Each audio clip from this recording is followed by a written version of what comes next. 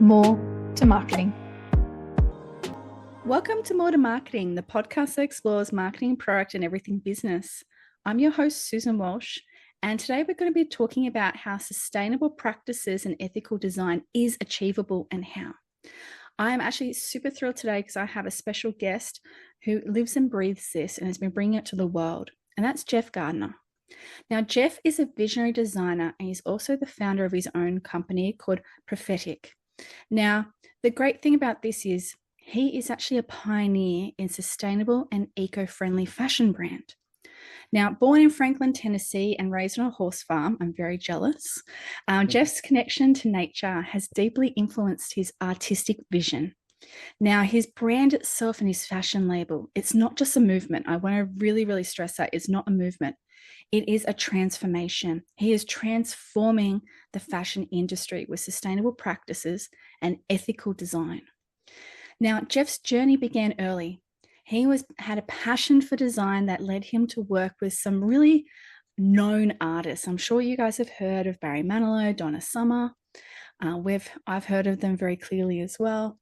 But when he founded Prophetic, what he actually did was he wanted to bring in the ethical part, but also with the luxury. So pairing the two together so they can actually be achieved. And he's been able to showcase this around the world in major fashion shows and fashion weeks. And some of the celebrities he's actually had the ability to work with are Miley Cyrus, Taylor Swift, and Sheryl Crow, just to name three. There are many more. He is also an Emmy-winning filmmaker, and he's actually had the documentaries recognized for sustainable fashion. And we're going to talk about one of them today as well, which has just been released. His work continues to inspire a new generation of designers and consumers alike, really challenging that traditional notion of luxury and style. So I'd love to welcome Jeff and to hear more from Jeff. Hey, Jeff. Hey, thanks for that presentation. Wow. When I think about it, when you do your passion, I feel like I've been only doing this a couple of years, but when you read that off, I'm like, wow, I'm old. Well, you've definitely always had that true passion for sustainability throughout your whole life, and you've just been able to find that niche that you can focus on and bring it to life. Thank you. Yeah, I mean, it was born out of necessity, I say, because when I got into fashion, I was learning very quickly how dirty the industry was and its production, manufacturing. And I was like, wow, I gotta figure out a different solution because I love design and I love making things, and I couldn't ethically do it knowing the toxicity that was in it, and I'd be putting on people's bodies and the environment through the manufacturing. Because I was, like you said, I was raised on a horse farm, and like everything is connected. So. And that's one of the things I've loved about coming across you and seeing everything that you've been doing, that it's all authentic, and it really is from that place of love to be able to improve an industry that isn't regulated. And that's one thing that you really opened my eyes to as well, about what's going on out there, because I don't think many people are aware. Yeah, it's a weird disconnect that we feel like whatever's on the shelf in the store, somebody checked it out and approved it. But the fact is, nobody's even looked at it. It's really self-regulated by the manufacturer. And a lot of times they don't even know what's in it because a chemist is making it in a laboratory, that fabric, right? That textile. So there's a lot of disconnects. And so it's passed through the daisy chain of production, and it comes out at the end, and we haven't done the studies. And so that's what I'm bringing light to, because in my family, in my history of life, I've lost a lot, and I know the impacts of these chemicals on the body. And I was like, wow, we don't need to live in the dark anymore. We really need this to come to light so that everyone can decide for themselves. I'm a believer in free will and free choice. And right now we're in the dark, and these toxins aren't disclosed to us, and it's not fair. They at least need to be on the labels. So that's what we're striving for in this film. Yeah. Yeah, no, I love that. And if anyone's wondering what the film is called, it's Let Them Be Naked. It's literally just come out right now. So I'll make sure that I include the URL in the show notes so everyone can find out where they can watch it. But I It's want to, funny. My producer's like, "Is that a working title?" I'm like, "No, that's it." Because I have to tell everyone it's better to be nude than dressed in synthetics. But it's funny. We're getting pushback by the I guess the AI internet thing that they're capturing on that word naked, and yeah. they're like, I'm like, it's so funny. It's like there's always, we're finding antagonism in all sorts of the places. But yeah, Yeah, but that's the thing. That's the ignorance of not understanding what the purpose of the documentary is about and just judging it by that title. It wasn't done for shock and awe like many people do with clickbait. It was right. because the ethos behind it is true, and that's what you're showing in the documentary. Yeah, it's almost like we have to strip down back to our natural selves and then rebuild. Like, because majority of people watch it and they go home from the film festivals and they're like, look in their closets for the first time ever, look at the tags and see what their clothes are made of. And majority of people that gave us feedback, about 10% of their wardrobe is natural fibers, and they're just in awe and shock. So it's almost like you have to rebuild your wardrobe if you want to follow, this idea of wearing natural, but yeah, it's very interesting. No, it's definitely opened up my eyes, and I'm probably in that same boat of only 10% would be natural. And that's where my future choices would be changed. I still remember a couple of years ago, I really wanted a nice jumper. I won't name the TV show that was on it. I just thought, oh, this would be a cool jumper to wear at winter. It looks nice and warm. So I bought Sure. it online.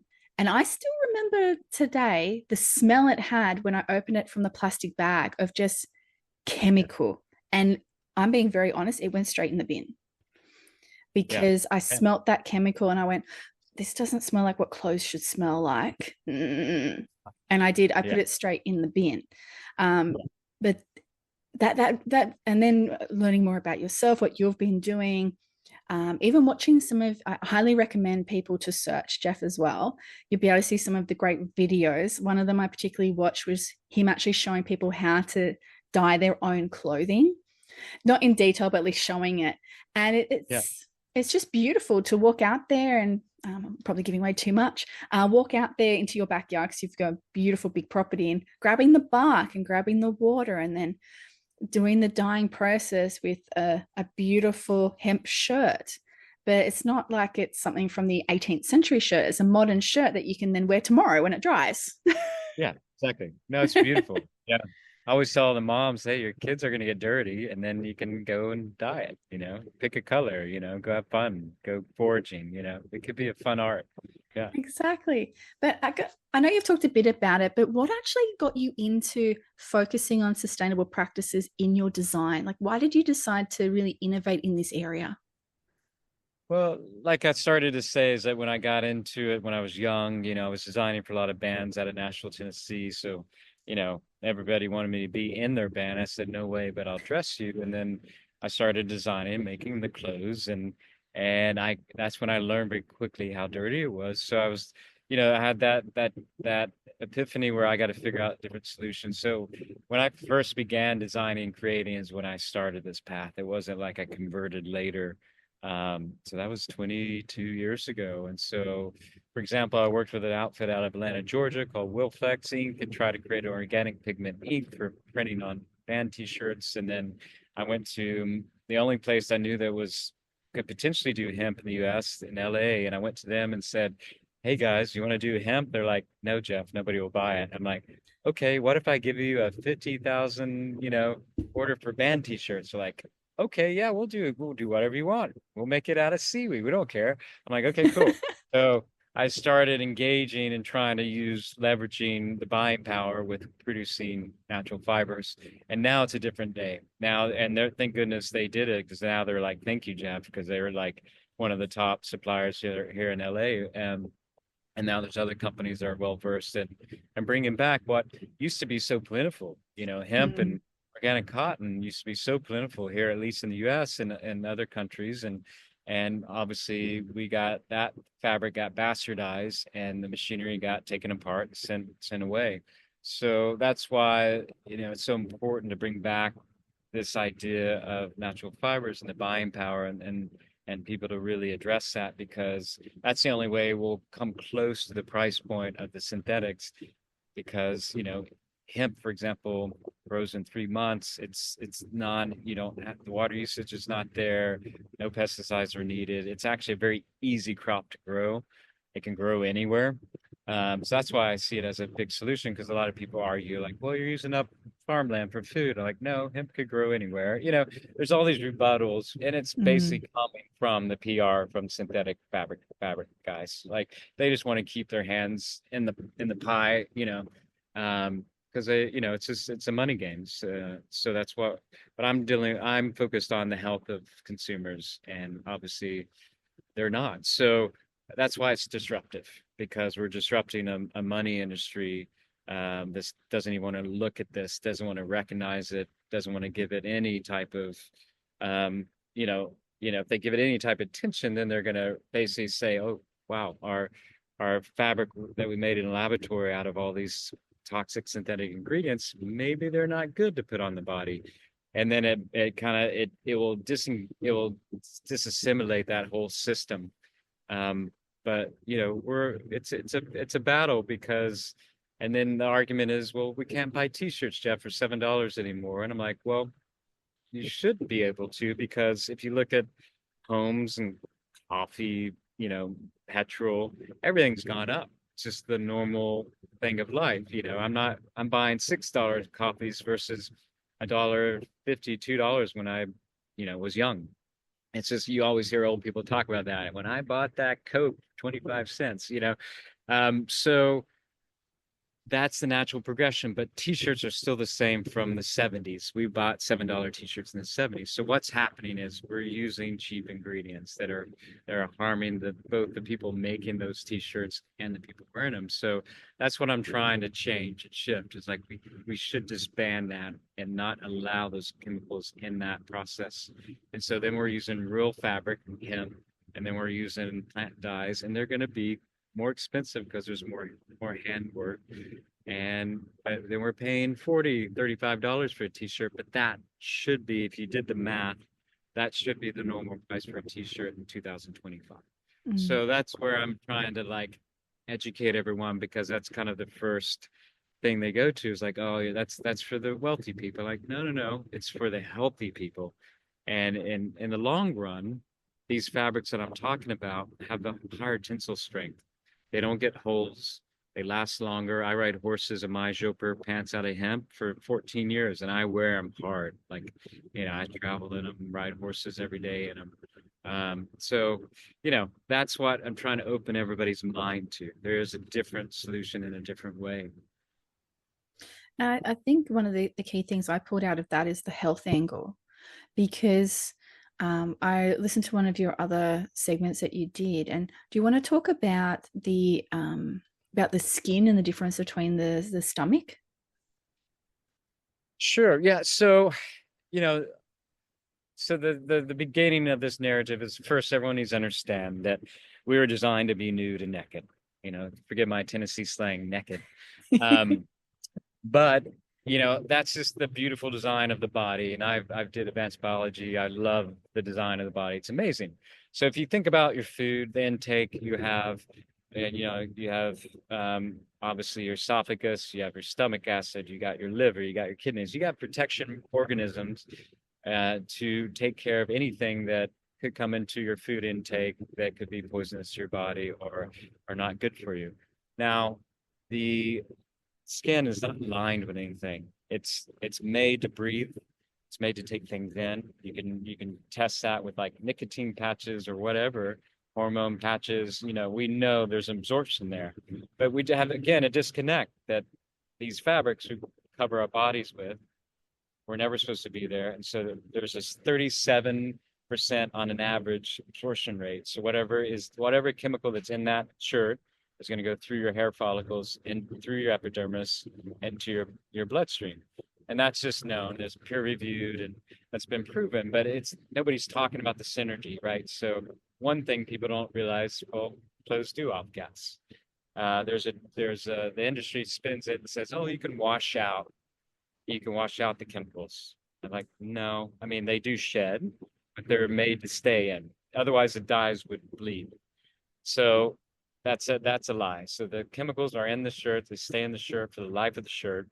and they do go into, the epidermis through your skin. And so that just opens the mind to like, oh, wow, now I need to pay attention because what goes on your body goes in your body. And it's so easy to think about feeding yourself going into your body.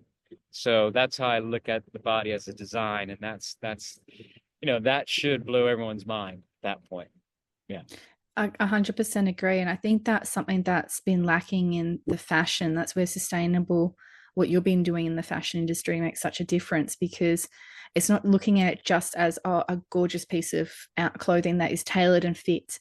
It is what harm could this clothing potentially do and mitigating and minimizing it by looking at natural sources for it. And that's where I found what you're doing is beyond just sustainable. It's looking at the impacts on the body as well with what is being used. And I was actually, I can't believe one of the things that I was listening to, as you can hear, I did do some research. But in regards to green, correct me if I'm wrong, Oh, but is arsenic was in color it? dye, arsenic. Yeah. Yeah. And they still use it. It's crazy. I'm like, wow, they're still using bits of arsenic in those dyes. Yeah, so that's why I went back in history because think about there's a time in London and Paris in which they were the fashion capitals, and they were also producing down the street. So you had like, it's kind of like the old muse houses. You had the horses in the back of the big houses, right? You had production right behind the shops. Mm. And so what you could do is create this synergy of effect. So say they had a big ball, you know, and they were making all the gowns for the ball and all the new colors of the fashion. Well, the next day, all those workers would be in the free hospital, sick, burns on their skin, all that stuff. So there was a friend of mine, Allison Matthews Davis. She went and did a 10-year study. She's in Toronto, and went back and went to the medical records, all the museums, etc., and basically put together and curated this beautiful book, and talks about all the toxicity back in that time. So I love telling some of the stories, and then I had some of our stories too that I just knew from history, and we put that together to kind of showcase this has been going on for a while since synthetics were created. And here we see it firsthand how it affects people. Now we don't talk about that or see it because it's done in, you know, third world countries, or it's done in places like, that we just don't, Western world doesn't travel to or hear about. And those countries don't really talk about it because they want to continue those contracts and the production, and they don't have the regulations that we do. So, it's like, how do we get people to care about it? Well, we focus in on their own health and not about like some pile of stockpile of clothing or chemicals at the Pearl River in China, for example, or somewhere else. We get them to care about themselves and their body, and then that will be part of the solution is clean. If we clean that up, then we'll clean up the manufacturing. And that's Mm. why I'm kind of focused on that. But yeah. Yeah, I think it's really interesting that countries like certain first world countries have regulations on certain types of toxins and dyes to a certain point, but they don't have one when it comes to importing. And I think that's one of the biggest loopholes that I've learned that a lot of companies are getting around. And again, then you've got the impact on the workers and the country and everything else. And it's just this vicious Yeah. cycle. It's a vicious, vicious cycle. Yeah. And you'll find even the regulations that do exist aren't upheld, and they're very open-ended, meaning like a lot of them are saying, oh, a certain amount of ppms are allowed in the garment. But if you talk to any scientist or chemist, they'll say, well, it's not about the amount of ppms in a product. It could be lesser ppms and it has a greater effect because it's a synergy of the chemistry, right, that Mm. creates the causation. So there's a lot more to it. So, like for example, any carcinogens like formaldehyde, etc., that are in all these synthetic dyed pieces, they're trying to say, oh, it's up to 100 ppm allowment, but legally, but they're going to start coming down off of that. But in our research, 10 ppms could give you cancer. So Mm. it's like, but there's so many variables to it, you can't pinpoint and say that. But we do know formaldehyde is carcinogenic. It does cause cells to mutate into cancerous cells. Um, so you're playing Russian roulette with it by wearing it. Because one day you can be fine, next day you're in the sun, alpha gassing goes in your system, and you got it. Because obviously when your body bioaccumulates this stuff, it eventually acts out. So whether it's a rash, whether it's a disease, or whether it's cancer. Mm, So we're trying to get people to get rid of this stuff so that the bioaccumulation stays low and you mm, can tolerate it, because your body is designed again to move these toxins out if we allow it. But if we're clothed all day in this stuff, then we go to bed at night and sleep in this stuff, we don't give our bodies a break. And we're surrounded by environmental toxins, as we know about. And people have heard about the food toxins.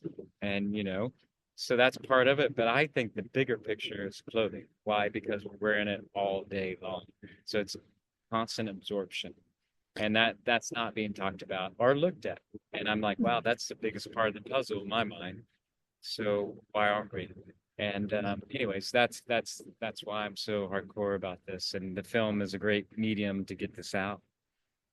I completely agree. And I think part of it is I'm going to ask you this question is what role do you think cultural identity, cultural shifts have in consumer behavior to drive demand to shift?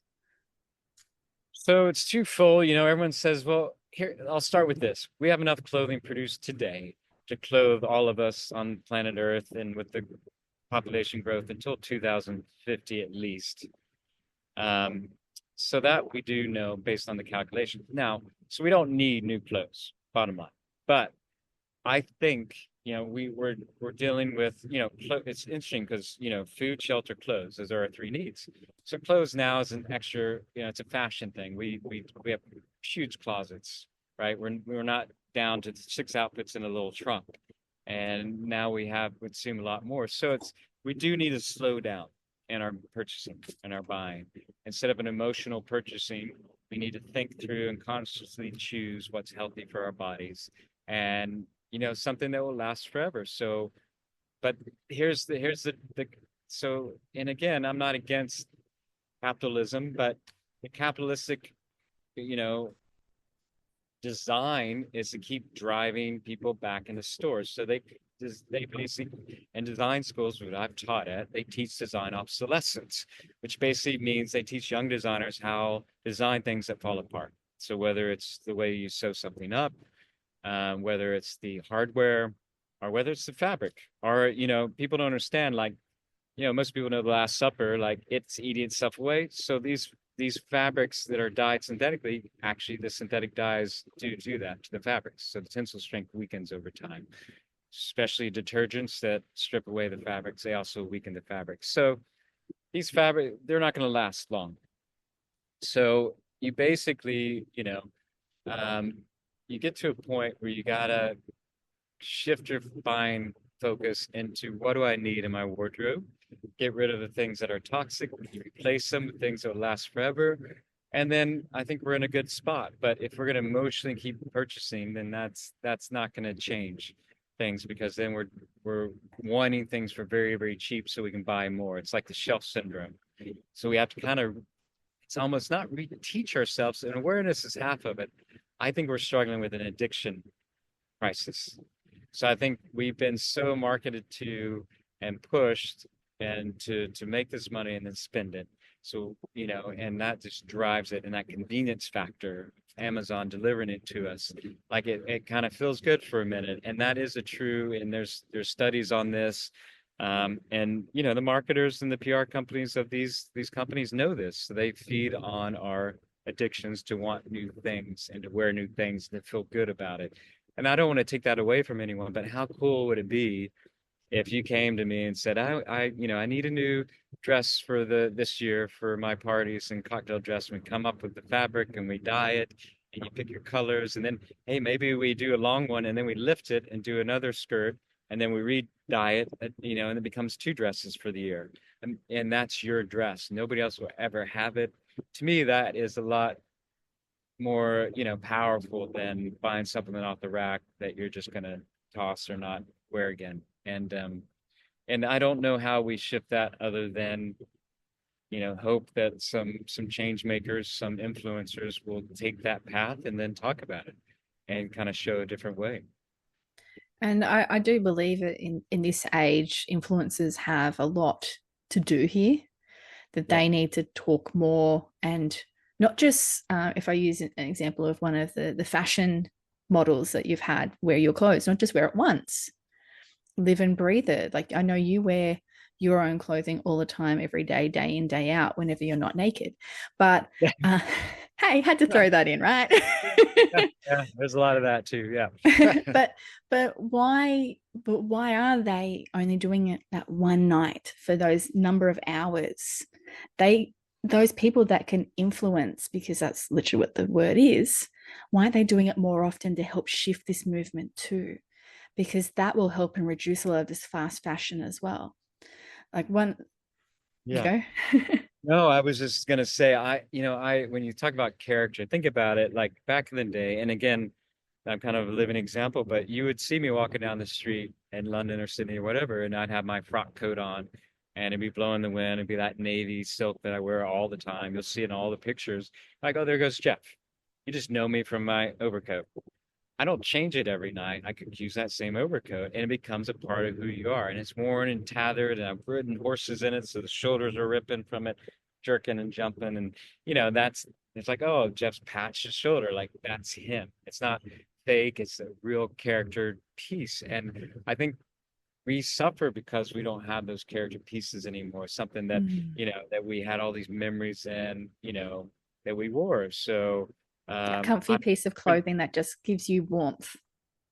yeah, yeah, I think we're disconnected, and I think if we wore our outfits more, we have more memories, and it would actually, it'd be a whole new kind of paradigm shift of character, and that's who we are. And it's okay to shift and change that or add new pieces throughout the years, but finding who you are and having fashion be a part of that journey and that creative journey and doing it yourself and picking your colors and working with a designer because there's a lot of guys like me that are you could find in Sydney, you find in your hometown. There are people making clothes that need the work, and that's the Mm. reality. So we could really go back to that village mentality instead of buying from these big stores that could make these clothes for people, you know.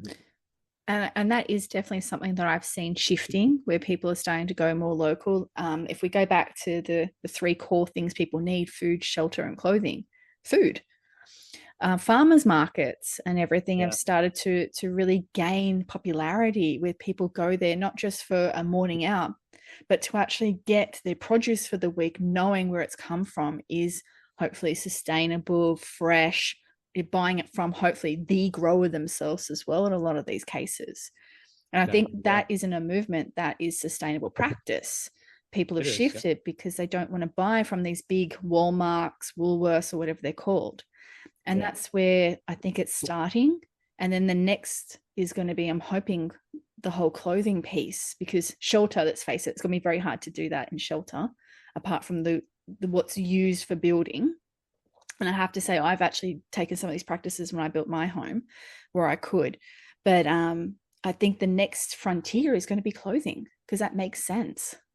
Yeah, no, exactly. Yeah, I mean, yeah, unless you lived in a tent, I lived in a Sibley in a canvas tent for a year, and I obviously built that, and it was great. So, it can be done, but that's an extreme viewpoint. But to your point, yeah, we definitely the farmers market are a great example. You could have artisans come together with their clothing and those items and underwear and bras and etc. and show up in a market and people could buy from them. And that's Mm. what we're hoping this film will drive is that, because they need the market. Their voices aren't being heard at all because these companies have huge marketing dollars and PR. I mean, there's no way to compete. I've been in the mainstream world for a long time in fashion, and still people don't know what I do. 22 years, and I've been speaking the same message. So it just shows you how powerful that industry is, and how much money they make. And so, but yeah, it could start. That's why it has to be grassroots, and that's why I'm hoping this film will ignite because, yeah, Sunday in Sydney, there could be a whole crafts market of clothing, and it's cool. I've shown in Sydney. I know there's makers there, and it'd be amazing. No, I completely agree. And I think a lot of this comes down to consumers actually understanding what the supply chain is. So I would love to understand. I have a little bit of understanding, but I think everyone else would love to hear how have you started that journey to ensure a transparent supply chain of what you do? Sure. I mean, when I started, it was a different day, and so I went and visited everyone, knew everyone by name, helped create fabrics, and I was figuring out my dyes, my plant dyes, and working with other artisans. And it was a way where it's a community, and we were sharing ideas and trying to create new things, and it was a different day. So I've been doing it a long time, but for anybody starting new in this, you really have to go to the source and just ask those questions. And a perfect example is I have a buddy in Germany who is in the health industry, but he lost his mom also to breast cancer. And so he started a sheet company, and it was just trusting the manufacturer in India to give him organic cotton. And they did, but they did an additive on it for, basically it helps block stains. It's a waterproofing agent because cotton holds water, so it can mildew, basically. Industry standard. They all do it. Didn't think anything about it. So he sent me the sheets saying, "Hey, look at this.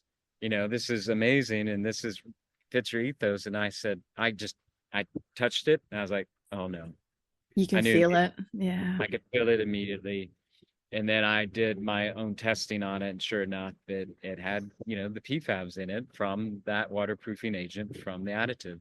And he was heartbroken. And I was like, buddy, you can't believe it. You have to test it yourself.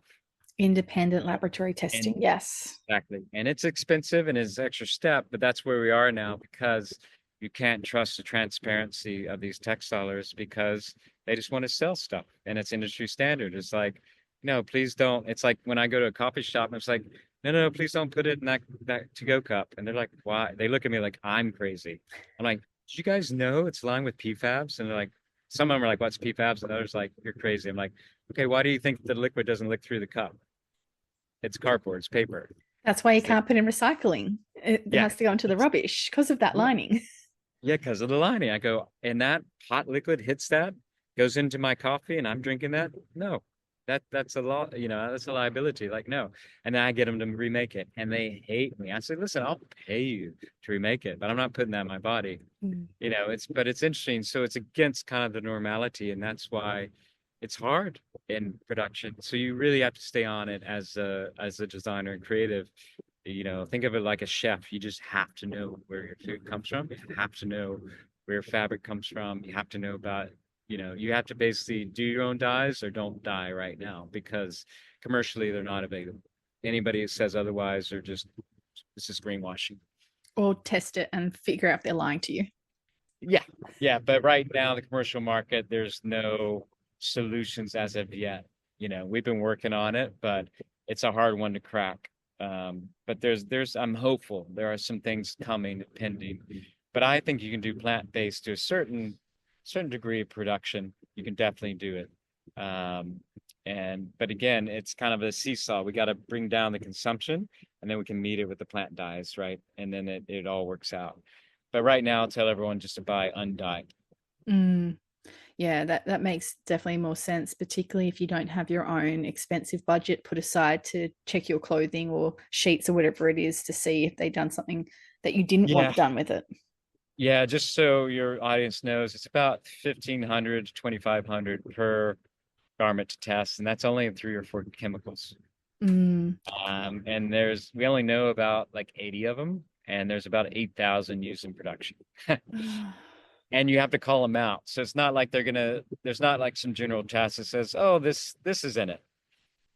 You have to say, hey, can you check this sheet for formaldehyde or PFABs and you have to give them Yeah. specific, and then they give you a report, and that's how it works, you know. But that's a scary bit. So even as a consumer, you don't really have that option, you know. No, no, definitely not. But looking ahead for you and ethical fashion and sustainability. What is your vision? What are you wanting to see that comes in your near and long future for what you're I working on? always say I can't wait to the day where, that guy's walking down the street in polyester shirt and everyone's like, "Can you believe it?" And they like get out of his way because it's off gassing. Like, can't wait. Or they put a sign on the gym door and say, "No synthetics allowed." It's like saying no smoking allowed. And I Yep. tell everyone, like being in the gym, wearing that stuff is basically like smoking and working out at the same time. The amount of Mm. chemicals you're putting into your body that's trying to breathe, that's trying to be healthy and trying to off gas, and you're putting the toxins back in by wearing it. And not to Oh, mention the detergents that they use, and you can smell it when people are sweating. I can smell like, oh, she washes her clothes in Tide, he's washing his clothes in Gain, and like it gives me a headache immediately. And mm. it's funny. It's not funny, but it's like every gym I go to, and I work out my hemp stuff, and everyone's kind of laughing at me. And I don't wear tennis shoes because they're made of crap, and so I'm wearing my like leather boots that I hand make and all that stuff to keep everything clean. And anyways, it's funny. They're like, Jeff's kind of weird. Like, I think I'm the normal one, but Well, the but thing no, is, no. everything that you wear, like to say the tennis shoes, for example, they're mass produced. They're not for your feet.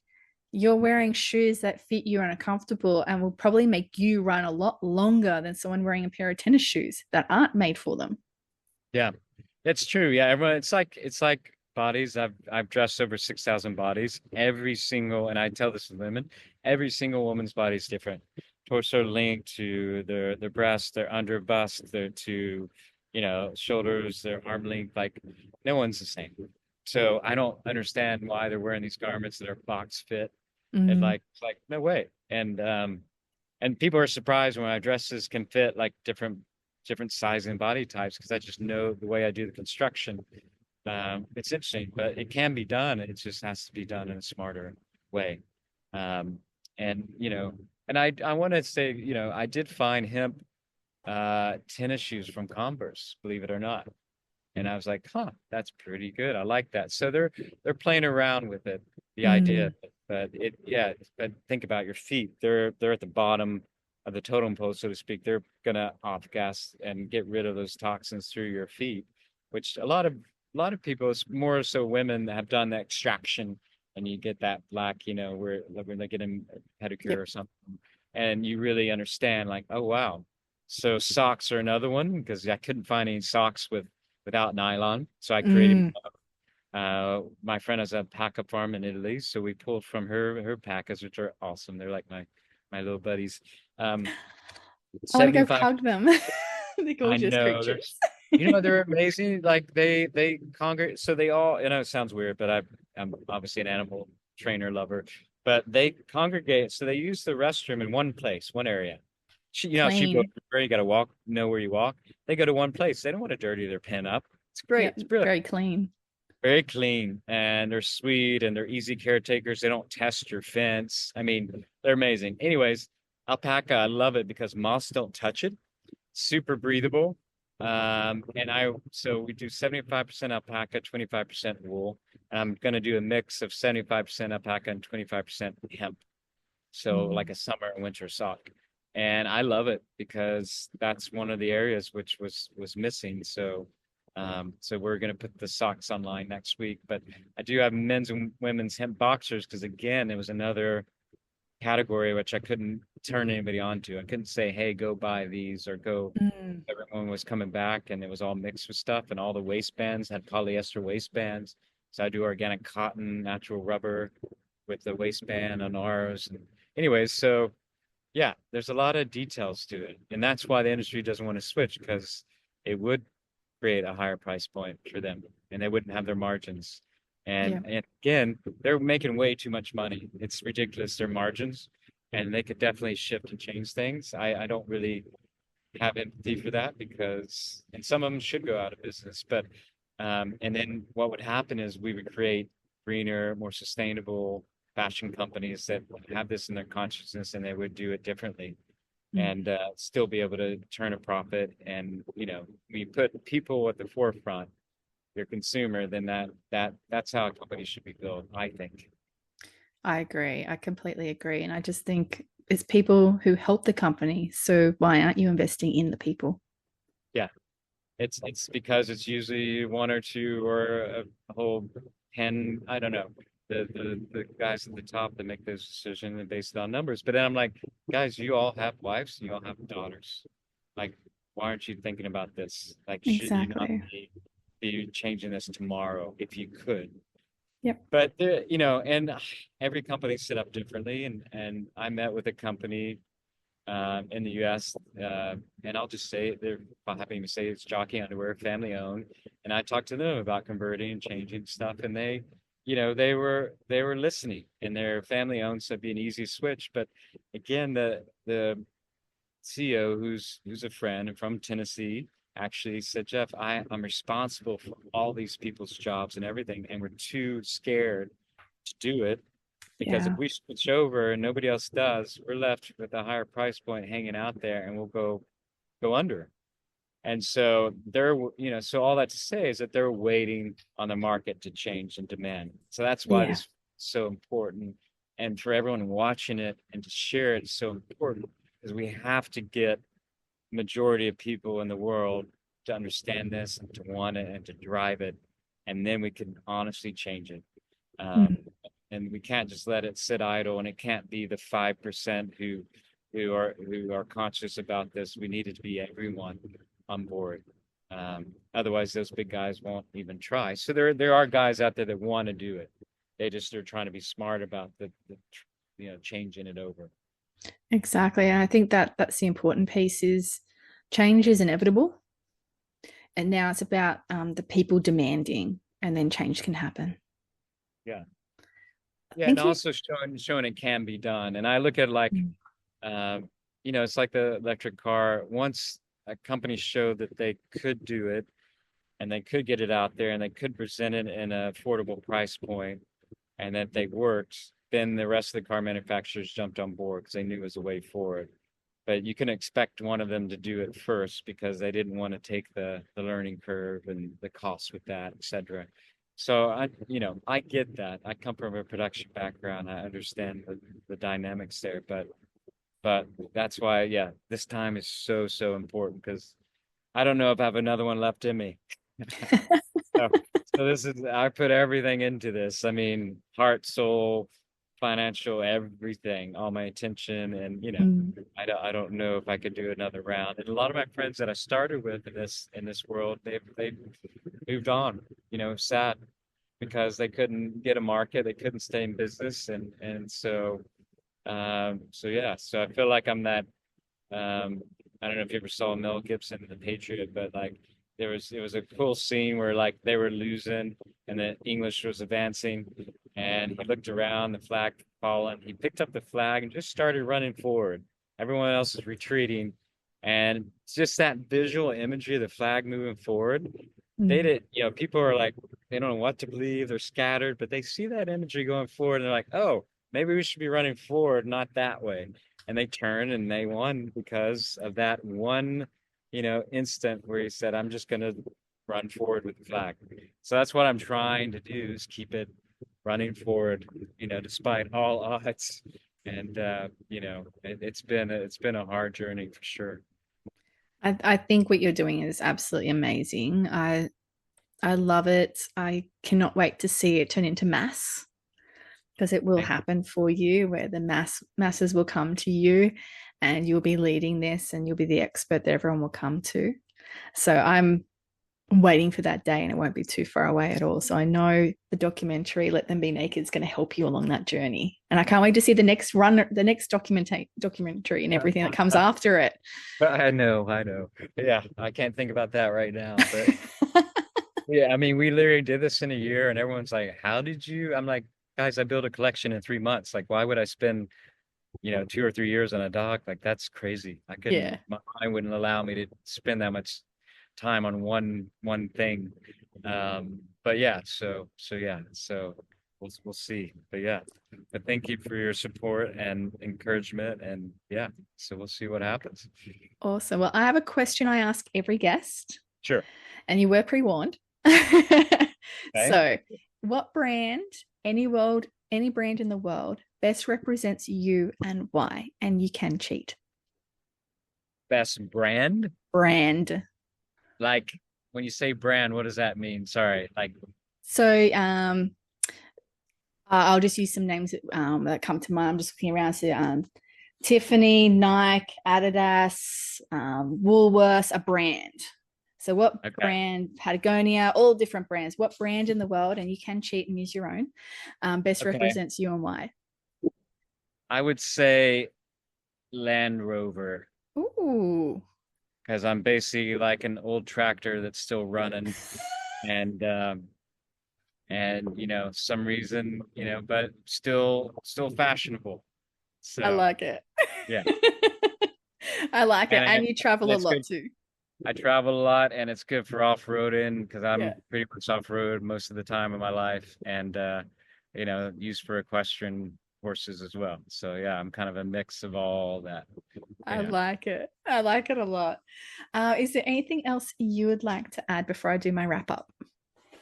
No, I hope you guys get a chance to see the doc this weekend at thebenaked.com and it's going till midnight on Mother's Night. That's my gift to everyone because I didn't want to wait till a streamer picked it up. I wanted to get this info out there and get everyone, empowered to make different decisions tomorrow. So yeah, so enjoy it, I hope.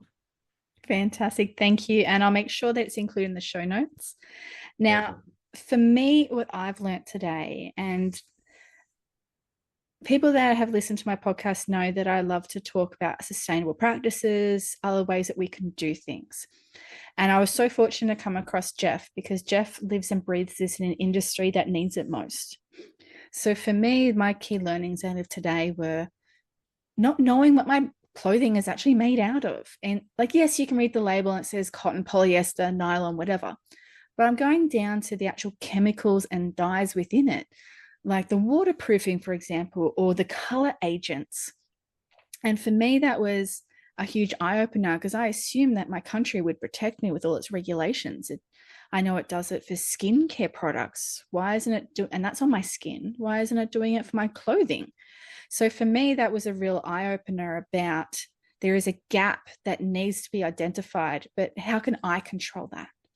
So listening to Jeff and everything that he does, I can help control this narrative with what I purchase. So I can actually look at these tags and go, what is it made out of? If if I well, let's face it, I do like to wear a lot of black. But hey, if I wanted to, he's laughing at me, by the way, everyone. But for Hmm. me, it could be about the product, what it's made out of, the actual garment fabric, shifting that from the leggings through something that's linen or something that is hemp, that is breathable. Doing those small changes will help me and my health, and that will help you too. And it comes down to the challenge that's out there at the moment, where you've got big companies that are still owning these markets and they're dictating with fast fashion trends. There is so much that we can do ourselves with our own voice, and that is where do we spend our money? And the learning for me was that, as I assumed, a lot of clothing is actually created to, I suppose, break down quicker than you think. So things that we bought probably 20, 30 years ago, like our denim jeans or a really nice t-shirt or even jacket, lasted a hell of a lot longer than anything we're buying today. And that's because the companies are designing it that way. So wouldn't it be better and more cost effective then to go to someone to create it for you and then it fits you, is unique to you? Yes, it will cost a little bit more today, but over time, it'll actually be cheaper because it's going to last a hell of a lot longer and you're going to get a lot more use. And as Jeff mentioned, you could make memories out of it.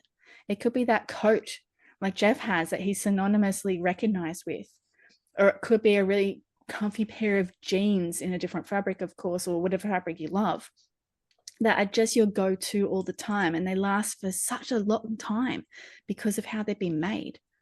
Plus, more than likely, you're going to someone local, so you're keeping things within the community, just like the example I gave of the farmers market, bringing it back into local community and helping those around you, but also getting something out of it yourself, which is an amazing garment made for you, unique for you. And you could actually be part of the design process too if you wanted. Like, imagine picking out your own colors. That's pretty cool. to be able to do that, or to reuse a dress or a skirt or something and dye it a new color. There's nothing wrong with that. And we shouldn't feel anything except for joy when we're wearing our clothes. Now, the other thing I took away was there is a huge disconnect with us and clothing. We're just fast fashion. We're addicted to shopping. We love that instant purchase. But unless it's most of the time we get invites in at least 1-2 weeks, we get time. Or we know we're going to need a new wardrobe because of a new season coming up, because we destroyed the last one because we don't have children, or if we're lucky we horse ride or whatever it might be. But why don't we stop and think before we actually purchase and we make an informed decision? There's no need to rush and spend our money because the marketers are telling us to do that. Now, I am a marketer, I can say that. But it's more about taking time to actually decide what you need, but what is it made out of? Be curious, ask questions. There's nothing wrong with being curious and asking what color dye is within these clothing. They should be able to answer that to you. And if they can't, that's a bit of a worry for all of us, isn't it? Because what are they then hiding? Where is it coming from? And then what's behind the scenes of that too? We all remember the uproar that Nike went through when child labor was brought about to everyone. We found out where they were being made and how much they were paying. And that changed a movement for where it was being made and the payments and the conditions. Why aren't we also questioning about the dyes and the toxins in our clothing? Because imagine those humans that are making them as well and what they're going through. So they're my final thoughts. Jeff, is there anything else you'd like to add? Your summary was beautiful and poetic and amazing. So thank you again. Thank you again, Jeff. Now, for everyone else, don't forget, letthembeenaked.com is where you're able to actually watch this fabulous documentary. I'll be having it on the show notes as well, so you can click through there. It is going to be a fantastic learning experience for all of us, and really go down to our hearts to be able to help us be able to help not just ourselves with our health, but also those around us too, and really open our eyes to an industry that we probably haven't had that opportunity to see before, and from an expert who's been living and breathing it too. Now, everyone else, don't forget to add more to marketing to your playlist so you don't miss out on future fabulous guests. More to marketing.